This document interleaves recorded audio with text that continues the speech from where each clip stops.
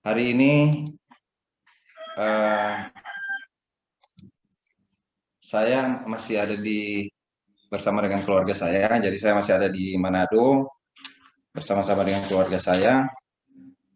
Ya, ada beberapa saat memang sedikit kesulitan untuk jaringan ya di sini bilang jaringan, kita bilang sinyal.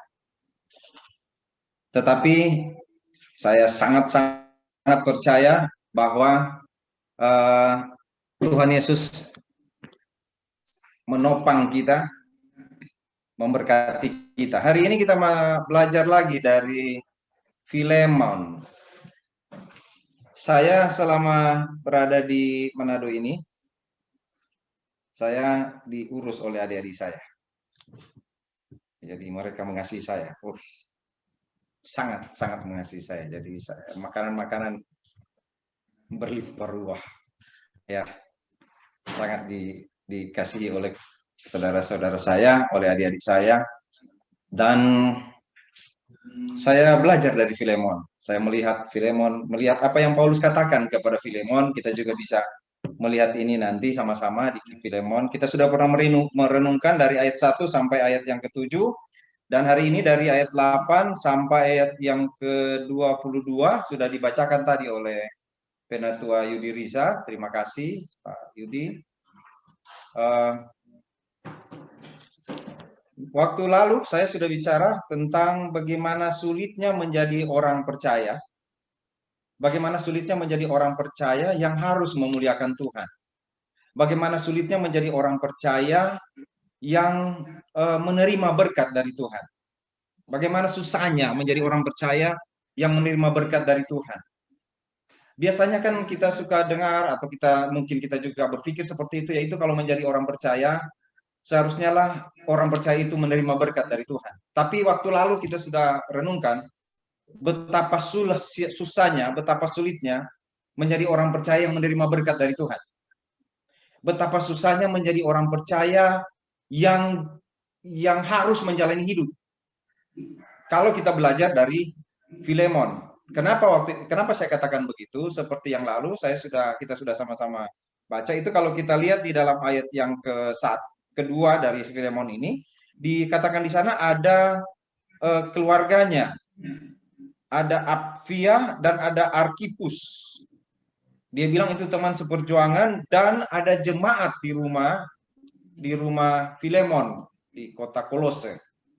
Saya sudah katakan waktu lalu bagaimana saya melayani Tuhan dan melayani Tuhan di jemaat yang memberikan rumah mereka menjadi tempat ibadah. Itu sangat-sangat kasihan melihat mereka. Pagi-pagi mereka mesti bangun, bersihkan rumah, dan seterusnya, dan seterusnya. Filemon adalah orang percaya, dan itu sebabnya waktu lalu saya katakan betapa sulitnya menjadi orang percaya, yang akhirnya dia harus banyak berkorban bagi Tuhan.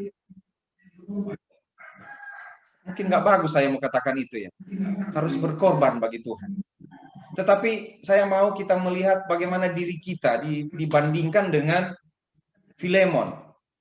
Saudara, ketika dia semangat, ketika dia melayani, Paulus malah datang padanya.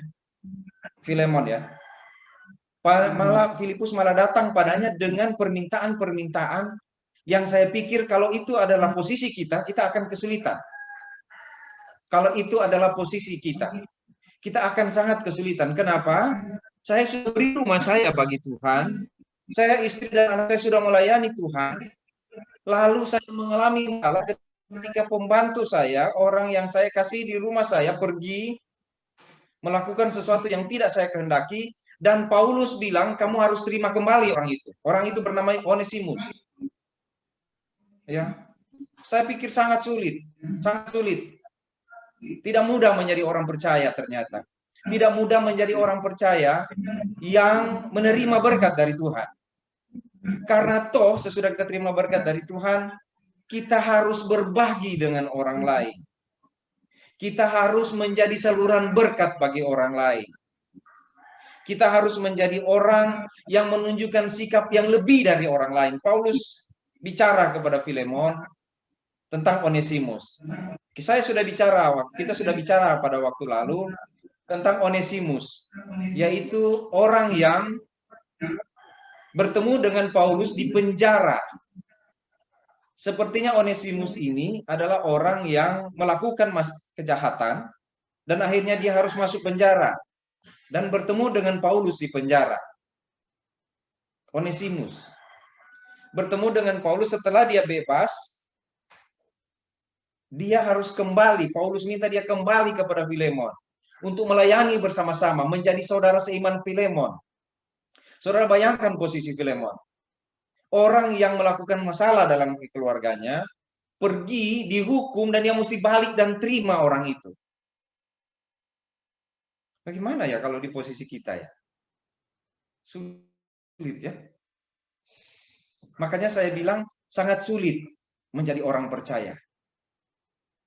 Jadi kalau ada orang bilang begini, oh enak sekali jadi orang percaya. Mungkin belum terlalu sadar kali orang itu ya. Enak sekali karena Tuhan berkati. Enak sekali karena seperti ini, dan ini. Saya bilang mungkin dia belum terlalu yakin, belum terlalu mengerti kali ya. Karena pada waktu lalu kita sudah belajar tentang, kalau engkau menjadi pengikutku, engkau harus menyangkal diri, pikul salib, dan ikut aku. Bukan hal mudah. Onesimus disayang sekali sama Paulus. Itu di ayat 10, nanti kita akan lihat Onesimus dan Paulus, Paulus dan Filemon, dan Paulus, Onesimus, dan Filemon gitu. Kita ini tentang Onesimus dulu. Ayat 10 dia bilang, aku mau mengajukan permintaan kepadamu mengenai anakku. Sudah kita bicarakan waktu renungan ayat 1 sampai ayat 7. Anakku. Dia bilang Onesimus itu adalah anaknya.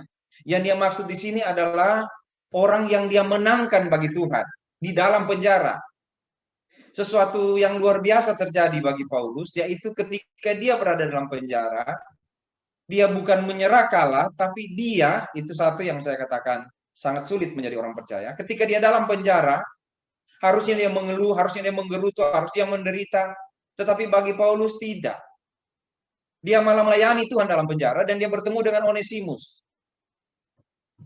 Sesuatu yang luar biasa.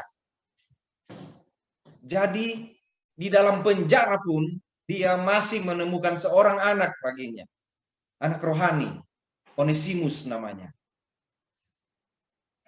Dia sangat mengasihi Onesimus.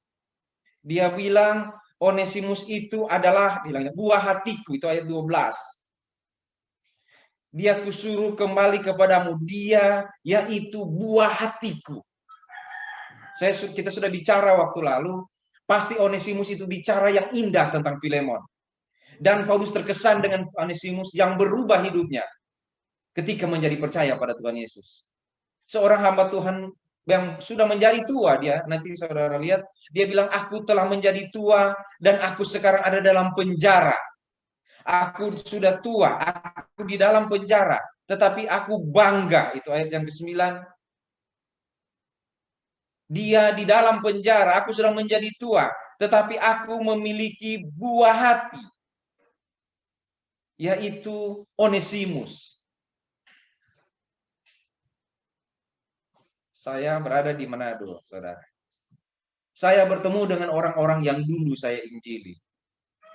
Saya bertemu dengan orang-orang yang ketika saya percaya Tuhan Yesus, di otak saya adalah mereka harus diinjili. Dan saya bertemu dengan mereka selama waktu ini. Saya bertemu dengan mereka, kami bernyanyi sama-sama, kami ngobrol, kami bicara tentang Tuhan. Kami bicara tentang Tuhan. Kami bicara tentang bagaimana hidup sebagai orang percaya. Di antara mereka ada yang melayani Tuhan.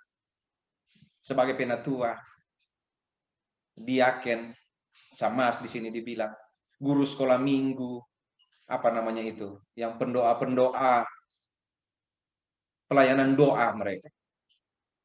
Dan yang paling bangga bagi saya adalah ketika saya bertemu dengan seseorang, dia adalah sebenarnya dia ponakan saya. Lalu dia bilang kepada saya, Papo, anak saya mau sekolah pendeta. Wah, saya tanya laki-laki atau perempuan anakmu. Dibilang perempuan. Aduh, Kenapa nggak laki-laki yang jadi pendeta ya? Kenapa mesti perempuan ya? Lalu kami bicara tentang itu. Bagaimana apa itu pelayanan? Bagaimana melayani Tuhan? Saya senang sekali, saudara, bertemu dengan orang-orang yang pernah bicara tentang Yesus, yang saya injili dengan susah payah, tapi mereka menjadi percaya Tuhan Yesus. Itu satu hal yang wow, luar biasa.